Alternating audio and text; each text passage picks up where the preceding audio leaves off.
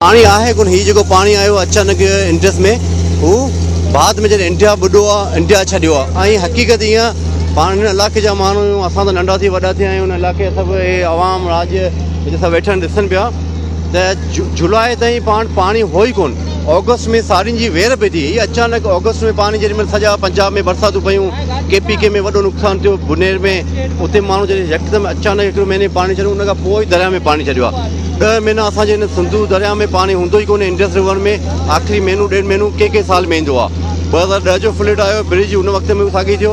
वरी 2015 में आयो, कचा ॿुॾा हुआ। हुकूमत सिंध तमामु घणो बंदनि ते कमु करे चुकी आहे। पर आउं सम्झां थो हीअ जेको इंडस डेल्टा खे इको सिस्टम खे बरक़रार रखण लाइ हीअ पाणी छॾणु तमामु ज़रूरी आहे। अगरि ना छॾींदा ख़ुदा न ख़ास्ता हिते तिमर जा वण आहिनि, हुकूमत सिंध फॉरेस्ट तमामु घणो कमु कयो आहे। अगरि ना छॾींदा जेको इको सिस्टम आहे त हुन में ज़मीनूं बि खाइजनि पियूं ऐं नेचुरल हिकिड़ो मुल्क लाइ ख़तरो पियो थिए। तंहिं करे पाणी अञा बि माण्हू खे ख़ुशी जी लहर आहे। अञा पाणी ज़्यादा ईंदो त माण्हुनि जो फ़ाइदो आहे। कच्छा ॿुॾंदा अगरि 5 लख खां प्लस पाणी आयो। अलाह साईं मदद कंदो। हुकूमत सिंध पंहिंजी तरफ़ां पूरी तयारी कई आहे।